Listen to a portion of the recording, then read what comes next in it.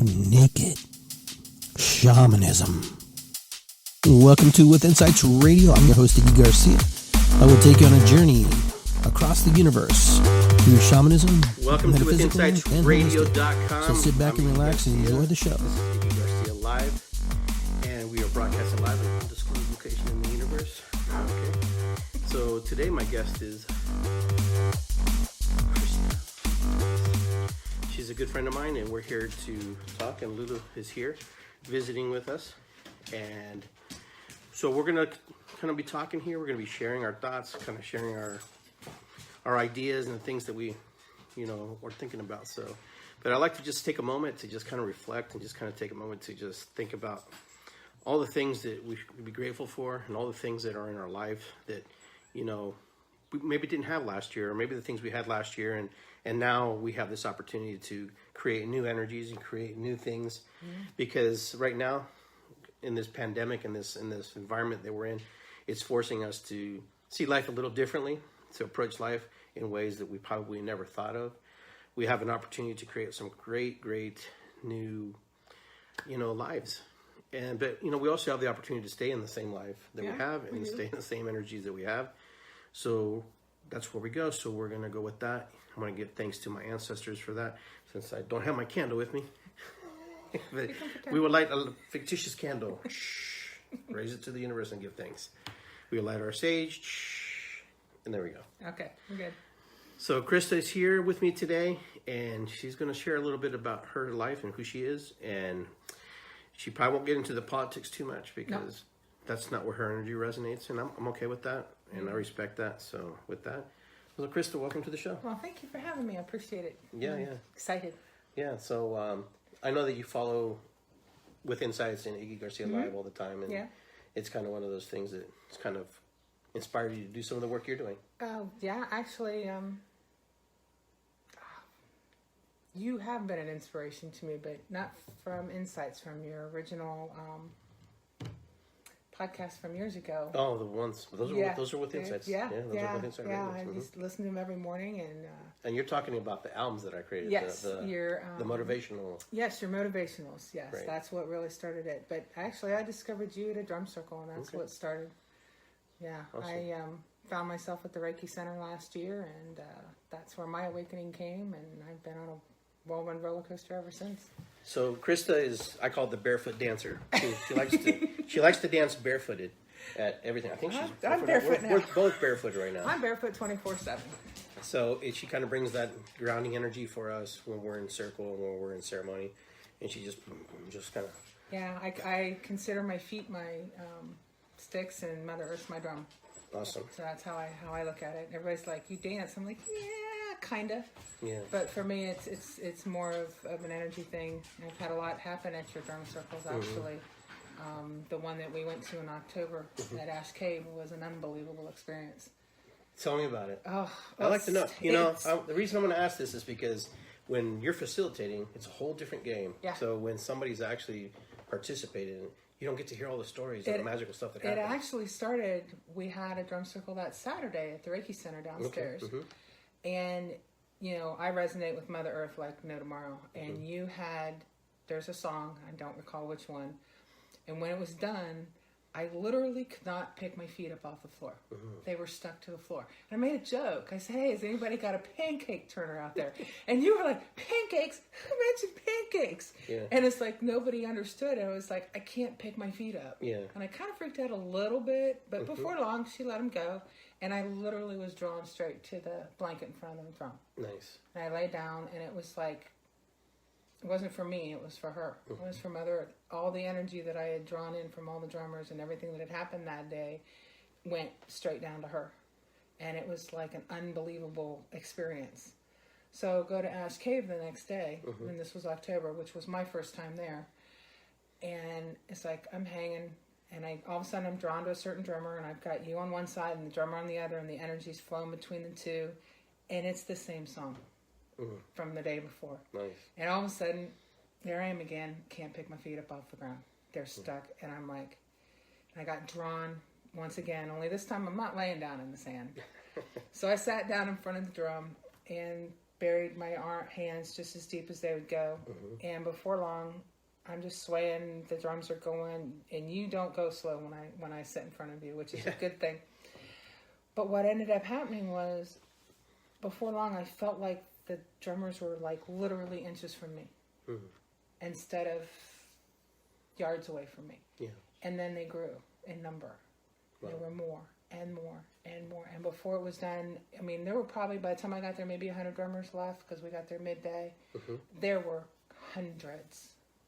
So all of the native drummers, everything, everybody was there. And it was like beyond anything I've ever felt. And it happens every time since. Yeah, that's pretty cool. It is. It is. Yeah, I mean, if you've never been to one of the events that we host, Ash Cave or Gathering of I don't know what's going to happen this year with a Gathering 1,000 Drummers, folks. I really don't know. The Metro Parks has been kind of funny. And it's possible that I might can't cancel, but here's an update that I have not told anybody yet. It's going to happen very soon, and so those of you who are willing and daring and want to step out of your isolation rooms and your quarantine spaces, we're actually putting together a drum circle with Judy Moore. Those of you who don't know Judy Moore, she actually has a dog park in Delaware. So the park is closing. For most of you who don't know that, it's going to be the going away drum circle party to thank Judy for all the work that she did. Yeah, I remember when that park opened. So we're going to be doing that at her space. We're going to be doing a drumming there and a bonfire and stuff. So you count me in. I will be there with bells on, barefoot, the whole nine yards. So Mrs. Lulu saying hi. Hi, Lulu. You know, she's coming to say hi. But anyhow, we're moving to that direction, and this is going to happen sooner than later. Okay. Great. So those of you who are interested in doing that and being part of that, let me know, communicate, talk with me. We will be asking for donations because we actually want to put a porta potty there because we're thinking that people might be able to camp out or do this. Oh, that would it's be 11 awesome. acres. She has 3 different bonfire spaces, and she has a pond. So if you want to come, it's a beautiful space. It is. It is. So it was heartbreaking to hear the story and why she had to close it down, but you know, she brought a lot to the community, brought a lot to the space. She's actually looking for somebody to buy it if someone's interested in buying that space. It's 11 acres, and, you know, it's listed. And the thing about it is, you know, she was hoping that somebody would pick up the mantle. But that doesn't happen. But, you know, it's never too late. It's not done yet. You never know. I'm putting that out there. I'm letting you know what's happening. Okay, if we have to play six feet of separation between drummers, do whatever we have to do. Yeah. Okay, but you know, we can't live in that fear. We can't be in that fear base anymore. That old energy has to go away for us to go. But well, and then on my side of the fence, once everyone's comfortable, I'm throwing the biggest gathering that I've ever thrown in my life.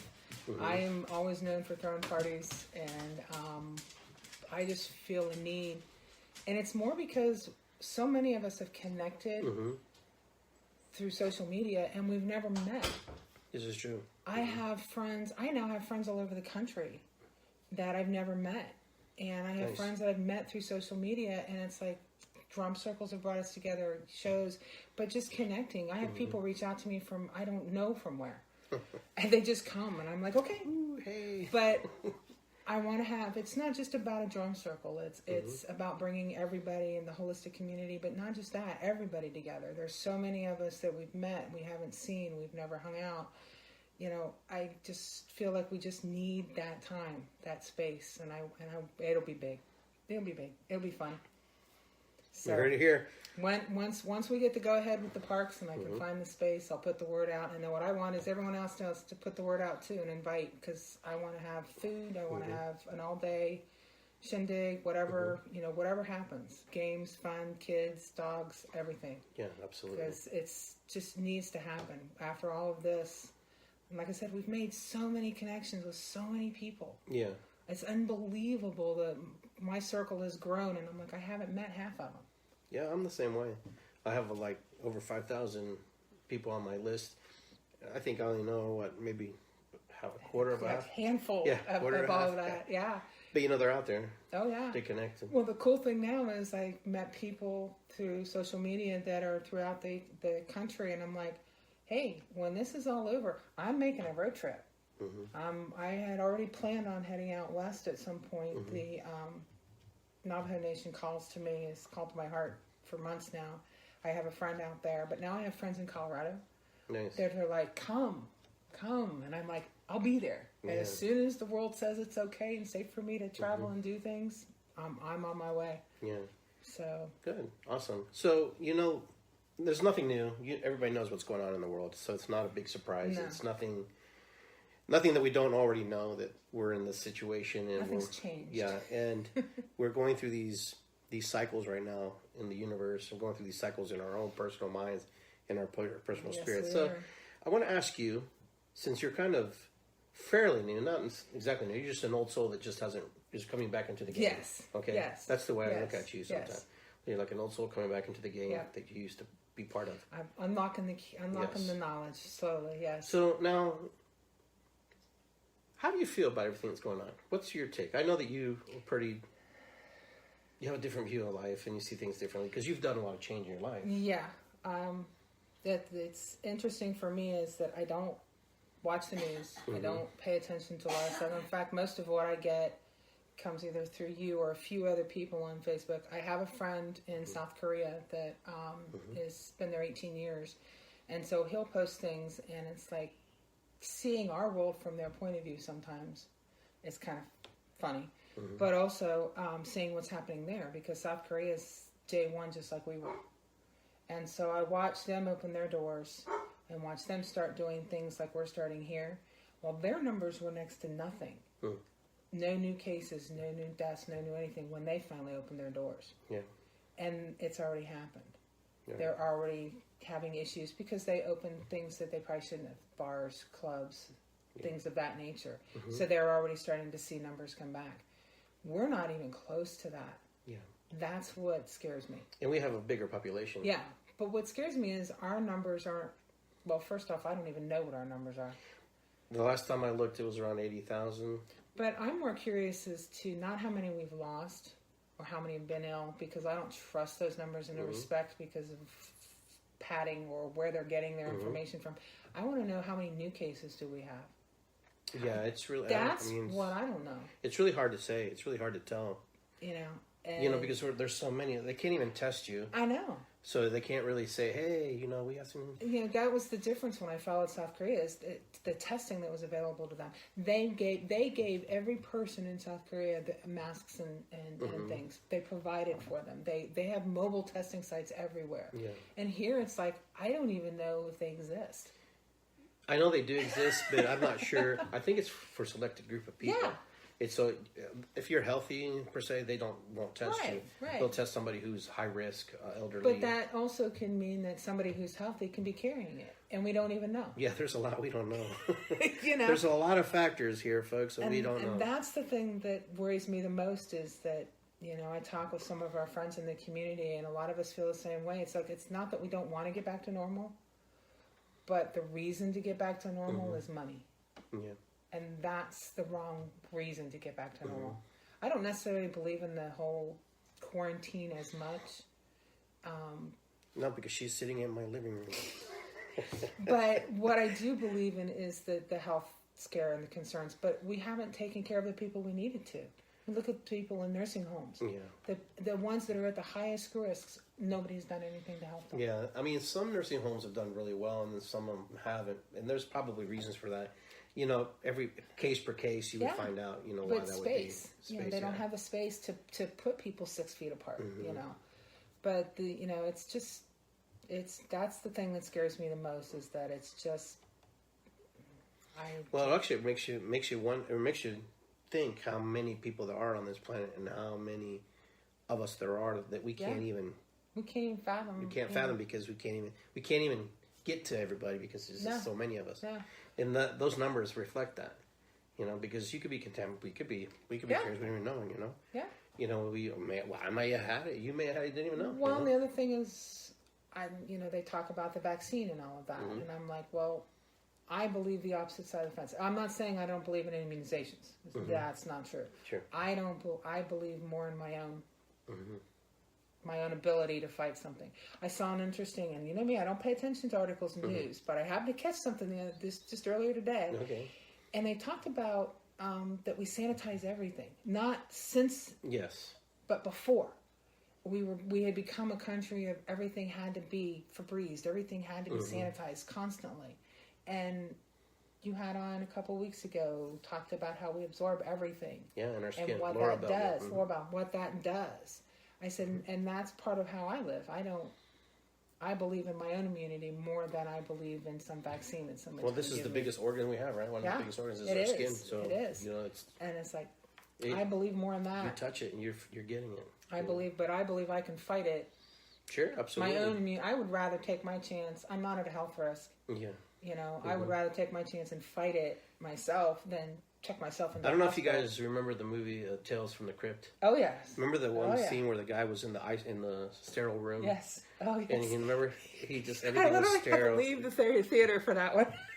And then one bug came up through the drain. Yeah. And then another, and then the whole place is crawling with cockroaches. and then eventually they were inside of him. But yeah. But it's just interesting because I had a conversation earlier with one of my family members here about their life, how it was before. Yeah. And they were just telling me stories about, what it was like. And in today's world, I'm surprised that we're advanced, but we're not advanced at the same time. We've actually... Technology is advanced, not the human. Yeah, exactly. The human side technology of it has is not advanced, but humanity, in the sense, we haven't really moved into a certain degree. We're very dependent. We become very dependent on things. Yes. I noticed that. Yeah. We become very crutch oriented on things. Yeah. Oh, where's my cell phone? Oh. I've seen people. I've done that. Oh, where's my phone? I forgot. Yeah.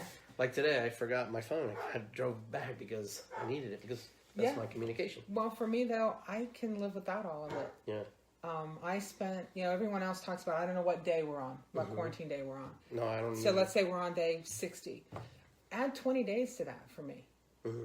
I left for Mexico and arrived in Mexico. For those that don't know, I spent a month down on a beautiful little island down off of Cancun. I arrived on February 23rd.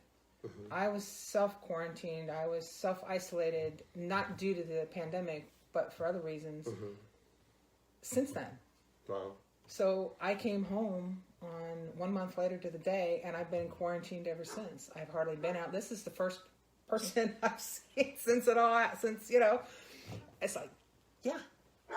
I haven't left my house. I haven't done anything, and that's by choice. But I've been doing this 20 days longer than everybody else. Interesting.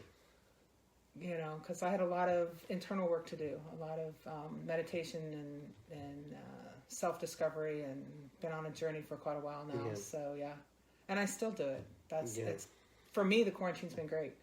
Yeah, and the quarantine's been good for a lot of people. Yeah. I'm a mixed bag about quarantine personally. I don't call it isolation. No, I mean it's a quarantine. For me, it's not an isolation. It's a mixed bag for me because I'm such an out there moving kind of person. Like I can't sit still. Yeah. My mom used to tell me, "It's inquieto." Inquieto means can't stand still. Yeah. And that's because of the Sagittarian in me, and I'm a Sag. Well, I'm a Capricorn. So I'm like, are you a Capricorn? Yes, I am. You know what's so funny? This is the first Capricorn I have ever had as a friend. Ooh. So I'm honored. You're the first Capricorn. I'm honored. Yeah. I don't know any other Capricorns. I mean, I'm sure people are Capricorns, but no one's ever told me. And we're the same age, too. Yeah, so that's pretty cool. So isn't that neat? Yeah. That's cool. My first Capricorn. Hey. I'm honored. Yeah, I have all the other zodiac signs covered pretty good. Yeah, see, I don't know why that got me excited. I thought that was kind of funny. Mind of Iggy at play. That's a different show. But anyhow. Yeah, so it's been interesting for me. I've done I did a lot of work prior to going to Mexico. Mm-hmm. The Reiki Center has been my home. Kelly at the Reiki Center will tell you I have a tent on the roof. Because I live there. Every time I'm there, she's there. I was there. Like, hey. Not just for individual sessions for myself, but for groups. And in the beginning, it was all about me. It was my journey, what I needed to do to heal, what I needed to do to get through what I needed to get through. But then it became about everybody else. Mm-hmm. All of a sudden, it was like the healer in me started to call. Yeah. And I would be there, same session started at 6. I'm there at 4. Mm. And the session, I could be done at 6:15 and it's 8, 9 o'clock and I'm still there. And people are like, why are you still here? Why are you here so much? I'm not here for me. I'm here for whoever needs me. There's always somebody that needs to talk to me, always somebody that needs to hear a story, always somebody that needs something that I have. And you like being there. I do. And it's where else would you want to spend your time? That was the other thing too. I didn't have a space. So, and then they go, "Hey, why are you here?" I was like, "Because I love being here." Yeah, I became kind of a fixture. I kind of became a fixture. That's so funny, yeah. But I've moved beyond that now, so it's going to be interesting. They reopened their doors today to individuals, and they're hoping to start classes if everything goes June 1st. But for me, it's like I'm grown beyond that now. So I'm interesting to see where my path's going to lead. And, I believe it's going to lead to some really good things. I've already seen some things that you've been doing, and just, she shares what she feels. Yeah. That's kind of what I pick up. Yeah. I'm a storyteller. I love to share. If you don't like it, well, you know what? Yeah, I am like that. It's kind of like... I tell people, I said, I'm on a roller coaster. And I love my roller coaster. I don't care how high it goes. I don't care how low it goes. I don't care about how fast, the turns, the twists. I love it. Yeah. And anybody who wants to ride my roller coaster can ride it with me. There you go. But you bring the negativity on board, I'm sorry, I'm kicking you off. Right here? Yes. Yeah, jump. You're done. You better jump when it's low to the ground or else, But that's how, you can have a bad day. You can need help. You can need guidance, what have you. But one of the things I learned, I used to tell my guides at the Reiki Center, I would always say, thank you for helping me. Yeah. Thank you and they'd look at me and we don't help. You heal yourself. Right. We're just the conduit. We guide you. And it took me until right before I left for Mexico when I saw my mentor and guide Joseph the last time, and I said it again. I said, thanks for helping me. He just looks at me. And I sent him a text when I got out to the car. I said, thank you for being my guide.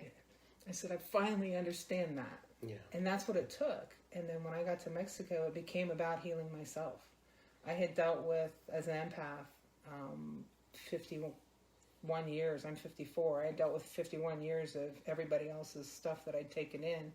And that's what they helped me work through, was getting rid of everyone else's baggage. All those old stories. So that I could get to my own. Yeah. And hello, there we are. That's what Mexico for me was all about. Yeah.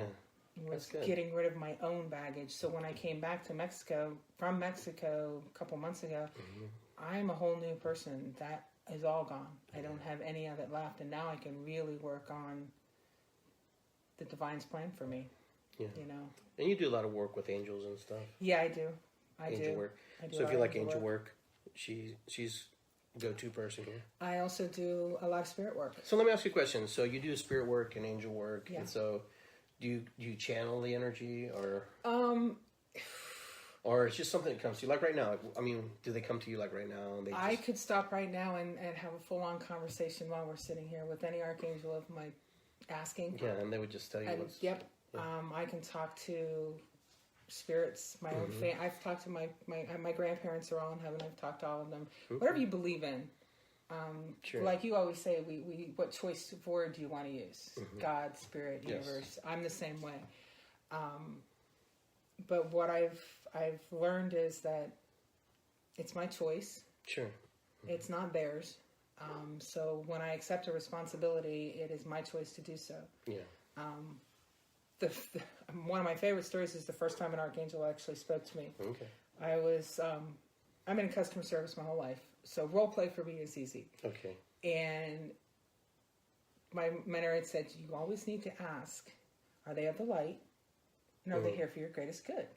This is true. Because there are spirits out there that aren't. So I had someone, I heard my name one night, and that was it. I didn't answer because I didn't know what to say at that point. Right. So I'm sitting on the edge of my bed and I'm thinking to myself, I'm like, okay, prepare. Next time someone speaks to you, what are you going to say? Are you of the light? And I hear yes in my head. And I'm thinking I'm talking to myself. Are you here for my greatest good? Yes. Well, what's the next question you'd want to ask somebody that's talking to you? No, what would you ask? What's your name? Yes. Ariel. I hit the floor. It was Archangel Ariel spoke to me for the first time. Yes. And I literally hit the floor. And somebody said, well, what did you talk about? I said, I don't know. I was in too much of a shock because I thought I was talking to myself. Wow. And that opened the door. And one day I was in my room and I got this overwhelming urge from a spirit. And I started talking to the person and there was confusion, scared, and I couldn't stop crying. And I just started asking questions and come to realize this person literally had just died in a car crash. Oh, wow. And I'm like, well, why are you here? And I'm not asking them, I'm asking myself, why are you here? What are you doing at my light? And all of a sudden I have a book that I have online on my phone that's Angels and Guides, and it just gives you tidbits of information about how to work with them. And I immediately went and grabbed it, and I scrolled, I'm looking, and there's Azrael's name. Azrael is the archangel that guides you to the other side. And I immediately prayed to him, and he came and guided that spirit to the other side. Well, 5 minutes later, another one came. Wow. I wasn't so freaked out this time. I prayed again, and Azrael came and went the other way. Well, then Azrael came to me and explained to me that I have been given an opportunity to help those cross the other side. I don't do it myself. My understanding is my light is a beacon, and spirits are attracted to it in a big way. And these are spirits that have just died suddenly. So car crashes, accidents, freak things. So the quick departed. Yes. The ones who just were kind of lost. Yeah. They're like, ooh. And they find me. And for the first, longest time, I would speak to every one of them. Okay. I felt obligated to talk to every one of them. And then since I've been back from Mexico and things have changed so much for me now, when I feel their presence, all I do is say a prayer to Azrael. And I say, I have a spirit here that needs your guidance, please, and thank you for hearing my prayer. And that's all I need to do. So now that we're in the corona pandemic, I mean, there's things still happening, car crashes and stuff, but do you pick up on people who are transitioning? I don't. In the beginning, I cared about where they were coming from or what. There was one day, I can tell when they're children. Okay. I don't know how. I just know the difference between an adult and a child. And there was one day I got like 12 children back to back, literally back to back. And was told later it was a school bus accident. Oh, wow. And so is there any way to confirm these things? I mean... Probably. But it's kind of interesting that you say that because I've been given the gift of premonition as well. And only that's new to me, so I haven't gotten into that. Okay. But the first time it came, I was...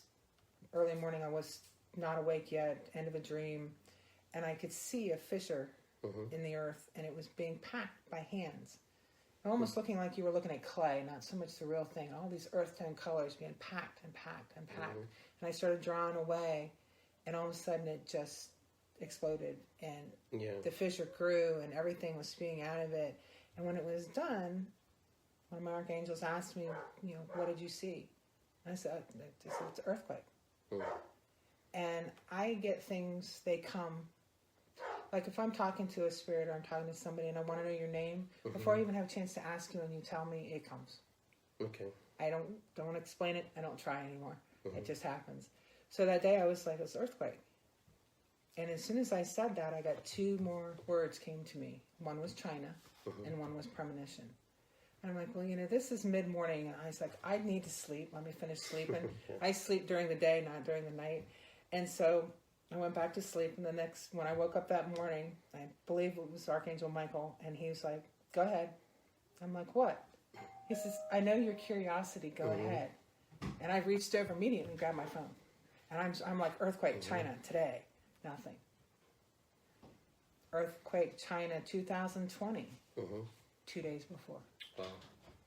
And so basically what that was an introduction to me to what it was going to be like so that I could make the choice if I wanted to accept the responsibility. I apologize, though. We have some distractions here. This is normal life here. That's all right. It's a dog's world. Yeah. But yeah, so I was given the choice. It's, do you want to accept the responsibility or not? Because part of it is when you receive that kind of stuff, you have to learn to discern it. If it's something you can share, if it's something you can't share, and if it's something that you can't do anything about. And that's what that lesson was what could you have done? If you had known 2 days before, what could you have done? I said, absolutely nothing. Who could you have told? Nobody. Yeah.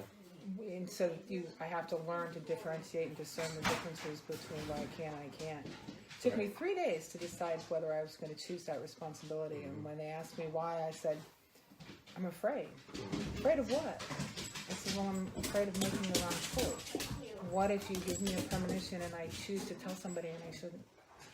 And they were like, we wouldn't give you the responsibility if you weren't capable of listening to your intuition and knowing right from wrong. So I took it. So yeah. It's a different world for me. I don't work. It's just starting to work in the human world, as I put it here. So I'm interested to see how it's all going to tie together. Well, it takes time, especially when you get this new information coming into your body, coming into your mind, and then you have to put it up against all the things that you used to know, and all the things that you work from a different paradigm, a different perception, different wavelength, different level. Well, that's a good point. You say wavelength, because wavelengths are important, because most of us work in certain frequencies. We have our two frequencies, our mental frequency, which is our physical, and our spiritual frequency.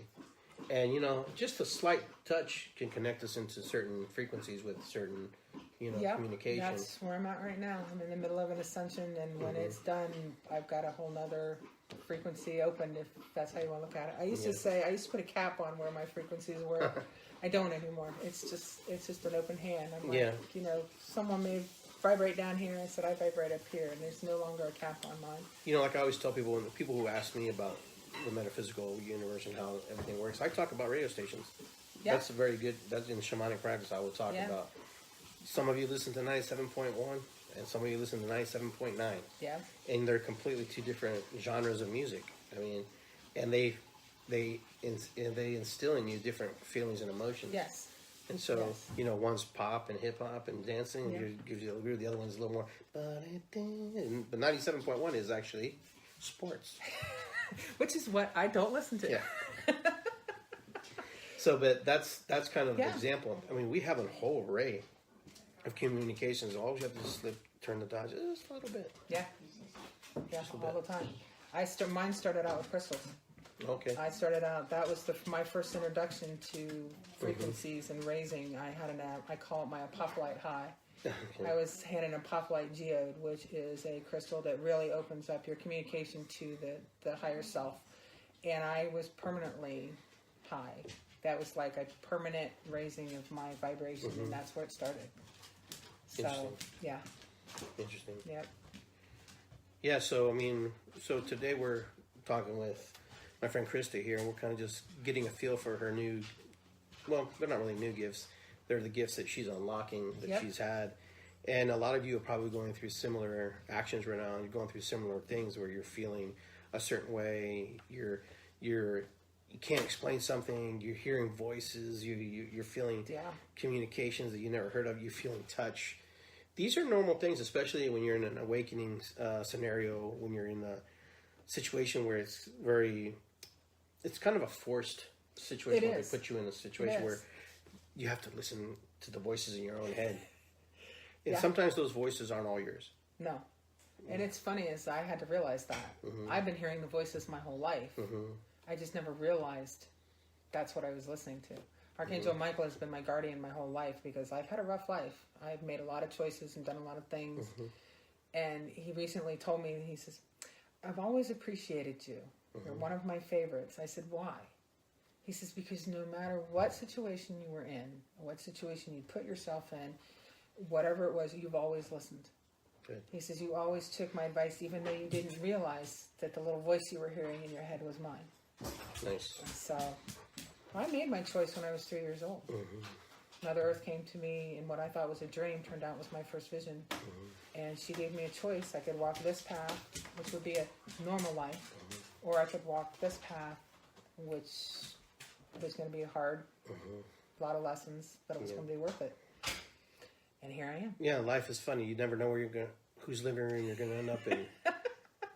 Whose table I'm going to be sitting at. That's the cool thing about life. You go with it, you flow with it. And I do now. That's the best part of it. So for those of you who want to learn how to communicate with your spirits, your guides, you can contact me. I'm not sure if you feel comfortable doing that yet, but you know what? People can reach out to me. I don't have websites yet. I don't have anything set up, but I'm always on Facebook. You can find me. People find me. Yeah, just let the smoke. People find me. Follow they seek me out. I have a psychic friend who said to me one time, she says, they're going to be attracted to your light no matter where you go. They're going to find you. Yeah. They're going to seek you out. Recently with social media, I have perfect strangers seek me out because they're in a dark place. Yeah. And I'm like, I'm ready for it. I've been dealing with the spirit world and I've been dealing with the other side for months now. It's like, now it's time for me to branch into the love human of light world. and shadows, right? Yes. That was my post today. Yes. I love didn't even light realize shadows. how appropriate that was going to be. But Yeah, yeah, and so it's now good to be here. Yes, it is. Always good to be here. But You now know, it's my turn to start into the human world. Good. Yeah. You know, a lot of people don't like their shadows. I love mine. But you need shadows because they're cast when the light is bright. There's shadows. They start to show. Yeah. Like here on the wall. See? Yeah. Hello. But anyhow, it's important to understand that your pieces and parts of you we can't just cut one off because we don't like it. And so many people who walk into this new awakening sometimes are in this natural high of being like so up that they don't understand what it is they're feeling or why, and then they don't know what to do with it. Well, yes, that's true. Then what happens is then they go to their family. I see this all the time. Oh my God, I am like so awake, blah, blah, blah. And the family's like, the fuck's up with you? You know? Yeah, and they're the ones that bring you right back to your shadow. You get that look of, I'm going to lock you up and throw away the key. Yeah. Oh, I've seen it. You know? I've seen family members threaten their spouses to do that because they were really concerned about it. Yeah. You know? I've been lucky. Mine have not threatened so much, but we're so distant now that I don't even know if I could bring them back into my world. It's because people don't, when you start to vibrate and resonate in that energy, when you start to go to that place, you're the same person, but you're not at the same time. It's like really interesting. It's like an oxymoron almost. And one of a friend said the other day that you're rocking their beliefs. Yes. They're not ready to let go of their beliefs yet. And if they can't let go of their beliefs, then they can't believe in you. Yeah, you know, and it's about them. It's not about you. Nope, it's always about about them because you know what? It's their judgment and their projection on you. And you know what I say about that? That's their issue, not mine. That's right. And it usually is. It is. I can't live, and that's part of my problem is I can't live in that world anymore where I'm being judged for every little thing that I do. I can't live in that world where I'm a disappointment because I'm not what you thought I should be. Yeah. And you know, people are going to do whatever they want to do anyhow. Oh, yeah. And so you either They're have going to to think about me whatever they want to think. You They're got to going be to on say board, about not me. on board, right? You know?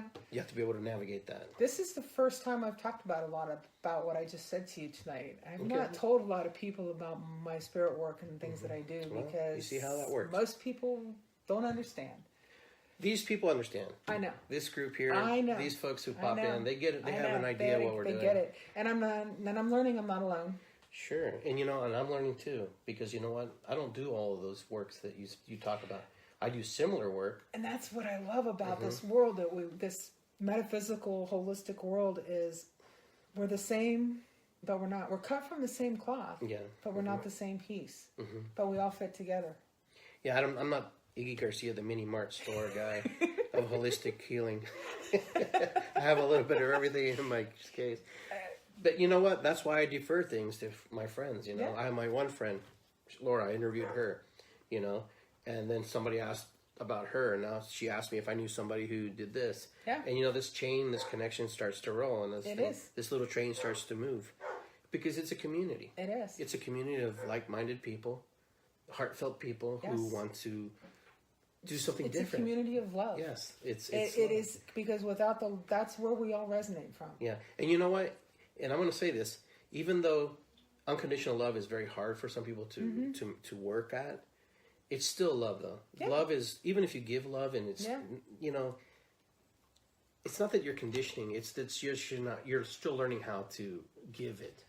But it is conditioning in a way. You know, because unconditional, when you're giving it in a way without anything back. Yes. A lot of people who come into this community are learning how to say, hey, I'm going to do. Like for me, I don't care.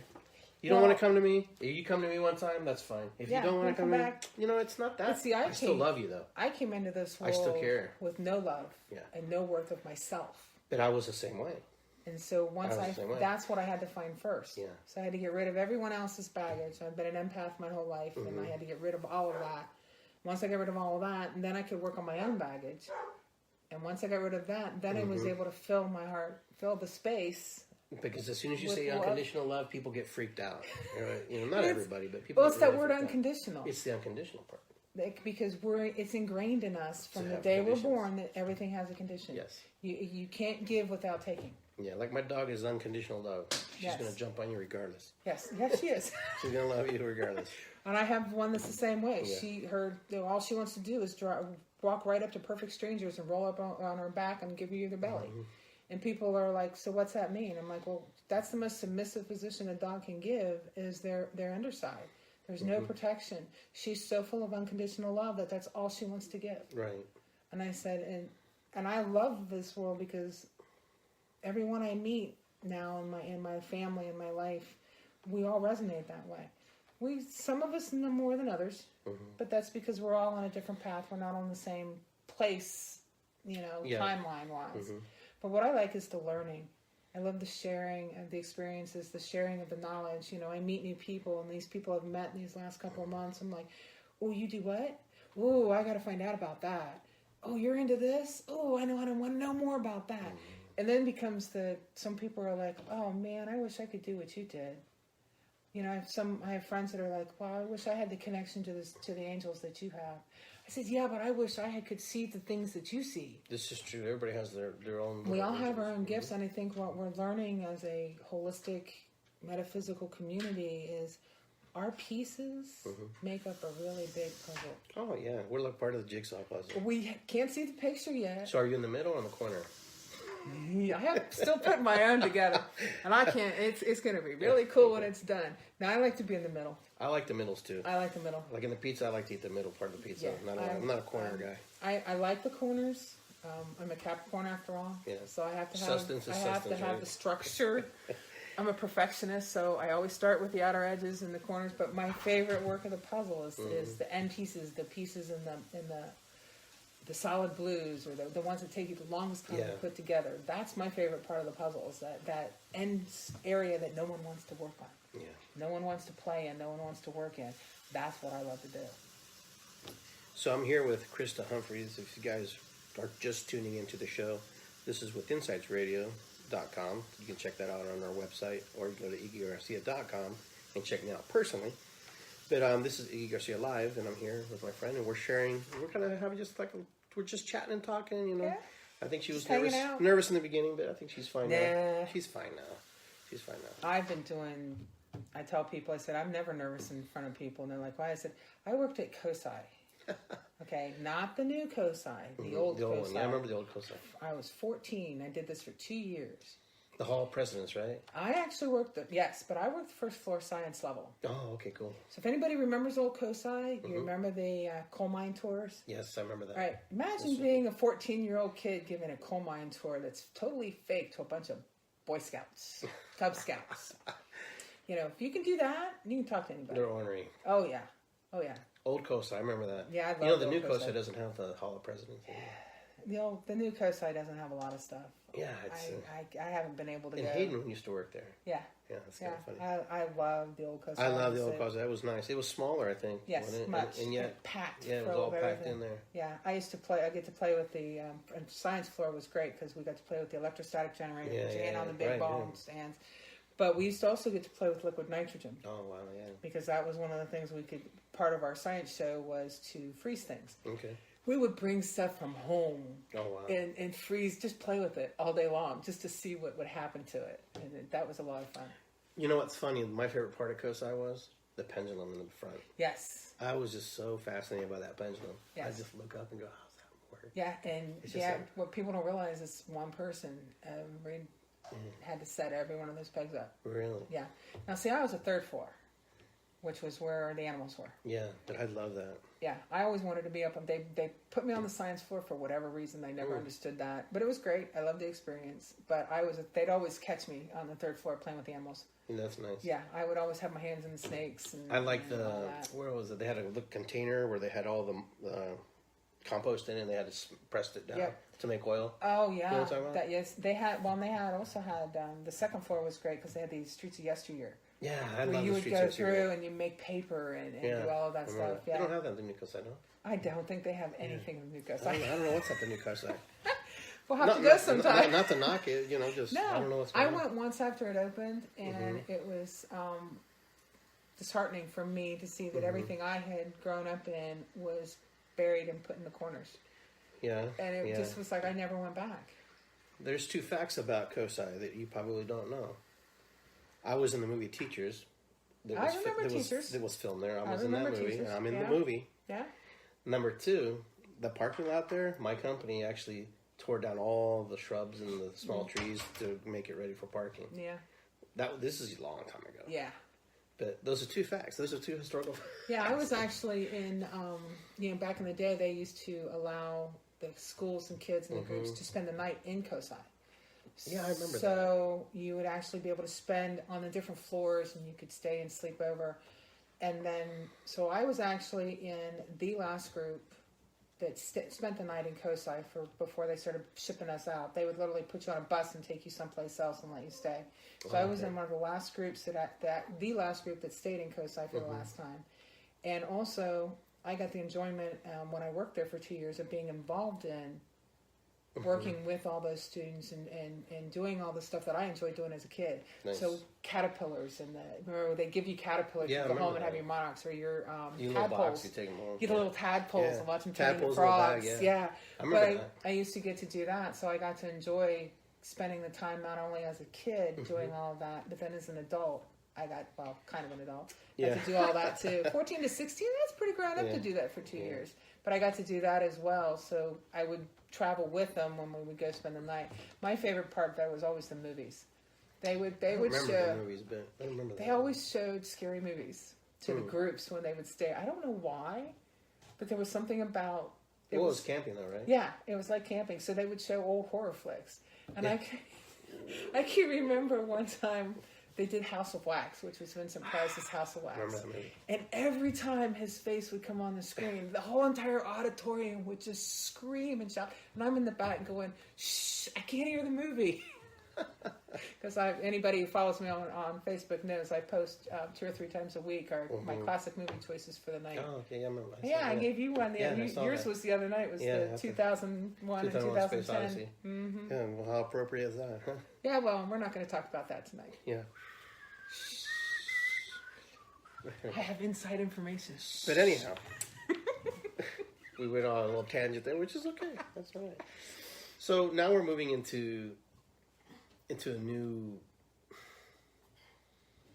evolution. I want to call it evolution because I believe it's an evolution. I think humanity is evolving. I believe... I don't want to call it forced evolution, but it's an evolution. Regardless. It's been coming now. Yeah. With each generation, we talked not too long about this town hall and stuff. With each new generation, how they've changed. Yeah. We talked about how you and I, our age, we have to work our butts off to get the information that we get. Mm-hmm. Whereas you have somebody who's in their 20s, they get a download and they're like, "Oh, cool, let's go with it." It's like, "Hey, we're here." I get downloads all the time. I'm like, "Hold on."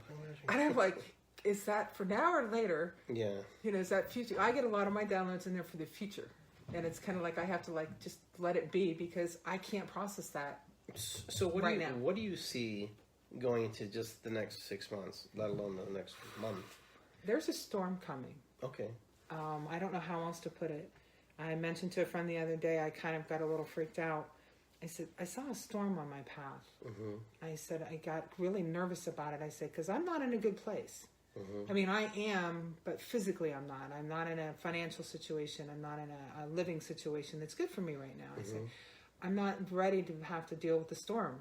Mm-hmm. And someone spoke to me and said, it's not your storm. Mm-hmm. It's our storm as a collective. Yes. And it's not going to be pretty. It's going to be ugly. Yeah, because right now the collective is kind of split. And we're not just split in half. That's the sad thing. We're really split. Splintered all over. Yeah, splintered is, I think, a better word for it. But what's going to happen is when it comes, a lot of us are going to survive. Mm-hmm. We're going to vibrate a lot higher when it's all said and done. Yeah. And we're going to take a lot of people with us. Yeah. As many as that's how I see it.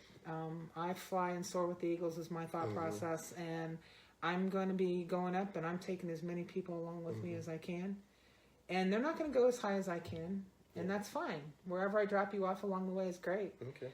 And we're all going to have to do our part. Yeah.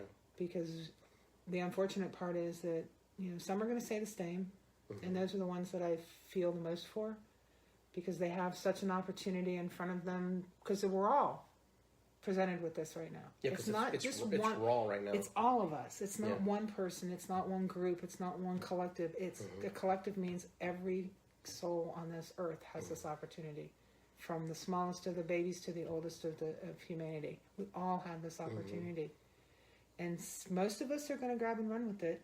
Some of us have no idea where we're running to, because they have no idea what they're feeling, but others are going to be like, and they're going to go back to normal. And then there's the others. That's the ones that I'm just like, we can't have light without dark. Yeah. Well, when you go one way to the other, it always is an equal balance. Always, there has to be. There has to be, yes, and that's a universal law. But it's that balance is the scales is what's changing. Well, I'm gonna tell you something. Please. If you go back to the life that you choose, you may be going back to nothing.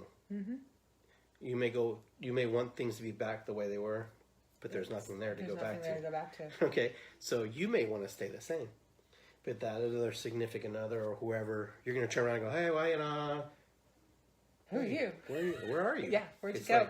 Like they might not even physically be there. Yeah. Let alone mentally. This is what's going to be the hard part that I see coming. This is my prediction: is the people who want to stay in the old energy are going to have a rude awakening, and the rude awakening is not because they want to control their life. It's because what they thought was in control was never in control. No. Okay, so when they step back and they go, well, all right, we're going to do.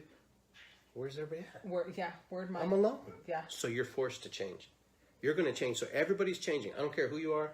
I don't care what you tell me. I don't want to hear any political correctness crap, because you know what? It's going to change.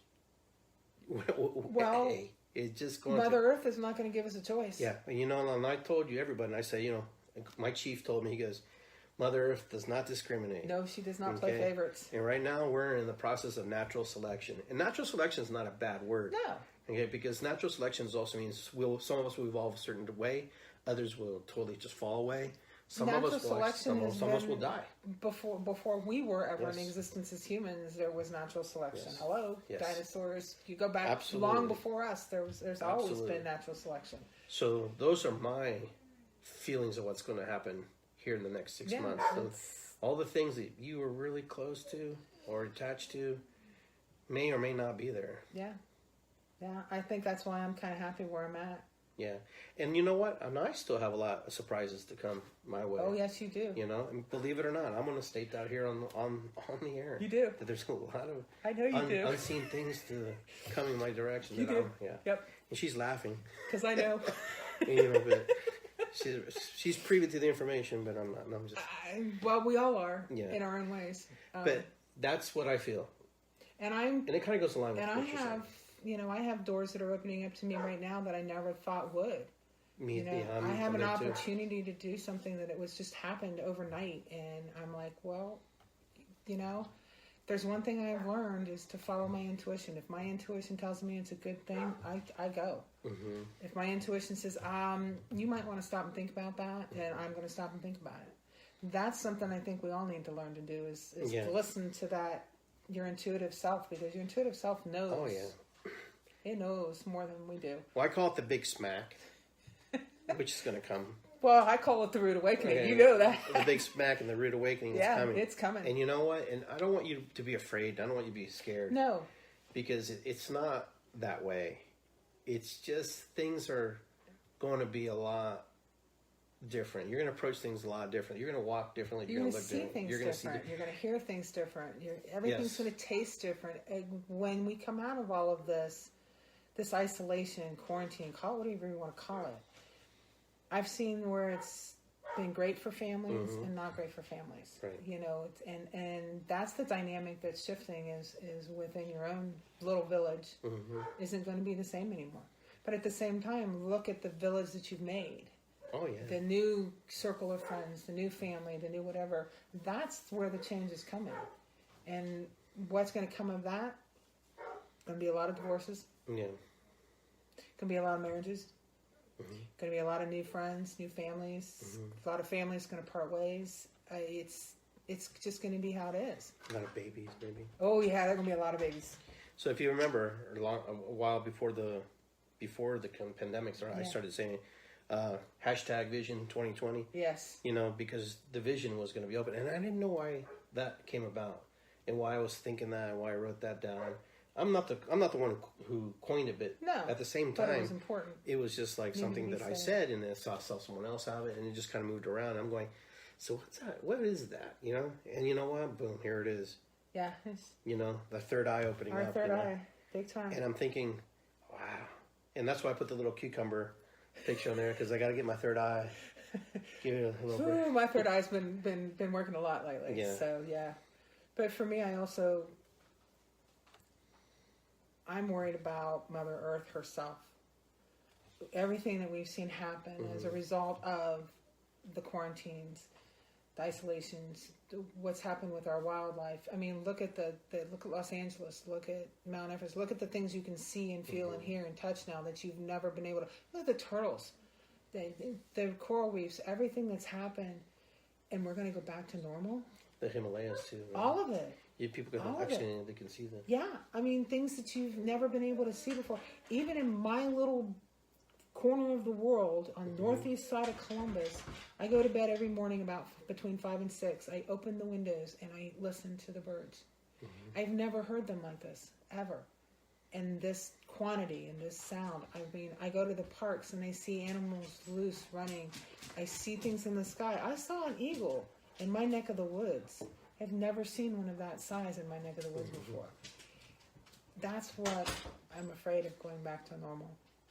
I don't want to lose all that. What's going to happen when Yosemite Park opens back up? Those animals have had free reign this whole time, and we're going to open the world back up to them, and we're just going to invade their territory again. They're not going to be too happy. Yeah, and I think they walked into spaces going. Well, like they say, they look into the windows going, "Hey, humans, how are you? We haven't seen you in a while." Yeah, they're looking at us now. They're looking at us. But I mean, what's going to happen when the doors are open fully and everybody's back to normal, so to speak? Well, there is no normal. No. What is it? 2020 is the new normal? Yeah, but the cars are going to be back out. Yeah, the traffic's and you know what? Back. I believe that. That's, But maybe that was the break Mother Earth needed. Maybe that was the little cleanse that she needed. Kind of like putting on a mask on your face and getting all the pores cleaned off. Yeah. Maybe that's what she needed, Yeah, she needed time to bring back. And they did. I saw some scientists say that they were going to it'll come back eventually, but not as quickly as we think it's going to. But it will come back. It will come back if we don't make the changes. Now, the question is, are we going to make the changes? And I do believe, Mother Earth puts out her little warriors out there, like, to cleanse and clear the earth of things that don't need to be there anymore.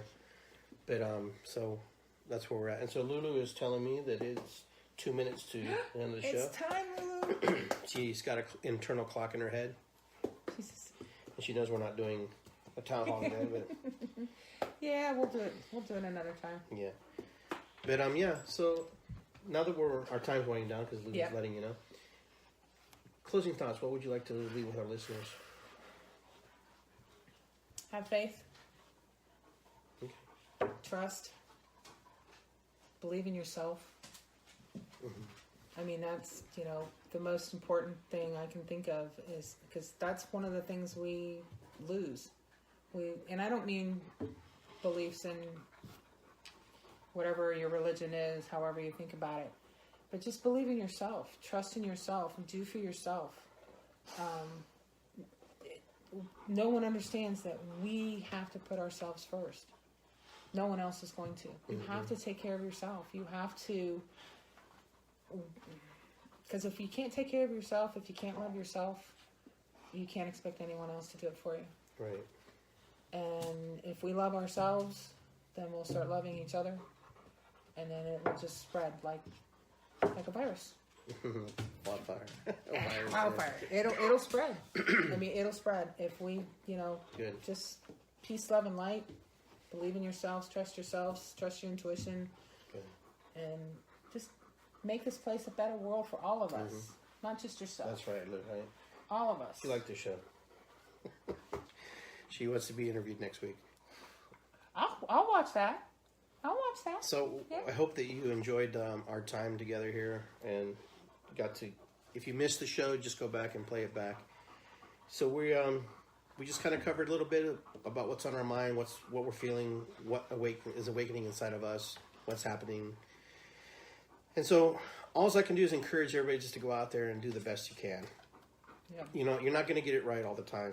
Nope. I definitely don't get it right all the time. I know I don't. You know, my daughter actually corrected me today in a nice about something I posted because I wasn't angry. I was just feeling the moment. I was feeling the energies that are out there, you know, because I'm connected to all of it. Oh, yeah. All my relations, you know, we're part of the whole soup, you know. We're not these individual people who are living on these little islands. No, we're a collective. I feel her, I feel the dog, I feel this person, you know. And I also feel my brothers and sisters who are not in alignment with me. Their energy moves through me and courses through me because they are a part of me. Yeah. And sometimes I feel that energy, and sometimes I have to go down that road just to kind of snap myself back into the game. And you know what? And I'm okay with that. And you know, Krista, I'm the first person to tell you, when I'm done fucked up, I'll be the first one. You're going to be the first one to tell me. I know. All right? Because I take accountability for things. And then when I believe in something too, I stand by it until somebody shows me a different picture, a different view of what maybe to look at something a different way. And my daughter did that today. And my daughter, Markel, and I want to thank you, Markel, for that. Because you know what? It put me in a different frame of mind. And that's all I needed. I just need that little shift. You just need a different perspective. It's like turning that little knob I was talking about earlier. And just need to... Yeah. And it did. It worked. That's what I love about this metaphysical, holistic world that we live in, is we all have a different perspective. And we love to share it. My perspective, your perspective, their perspective, it's all different. Some of it's the same, crosses the same lines, but we share our perspectives. And when we do that, we learn from each other, and we also can see things from a different point of view. Oh, absolutely. Someone else's shoes, barefoot or not, you know. But yeah, that's what I love about it. And I don't want that to stop. Absolutely. All right. Well, we're wrapping it up here. I want to say ho'oponopono. It's good to be here. Matakuyasin. Namaste. Irisikwi. And all the things that you are aligned with and all the things that you're in connection with spirit, great spirit, God, universe, whatever that is. If it's nothing, then that's fine. It's nothing. But either way, I just want you to go out there and just do the best you can and understand that some other people are trying to do the best they can with the tools that they have. And sometimes they don't have all the toolbox that maybe you have in your toolbox. Okay, they don't have all the tools, okay? So let's be patient. And that includes me too. It includes Krista, everybody who's listening, everybody who's tuned in. Let's just be patient with one another because right now we're all in this together. And someone trying to tell me that we're not in it together? Oh, no. Yeah, right. We're all in this together. We're all in this together. Yeah, we're in the soup together. And we'll be in the soup as long as this earth keeps spinning. Yes. Okay, so from that, I guess that's it. We're going to wrap it up tonight. Hopefully you enjoyed everything. And you can check me out at iggygarcia.com. And Krista will try to get me to drum tomorrow. I will be knocking on your door if you're not awake for this one. So we'll be drumming tomorrow. All right. Other than that, peace, thank love, you guys. and light, Peace, everybody. love, and light. Take care. Peace and love. We'll see you soon. Yes. All right. What are you chewing on?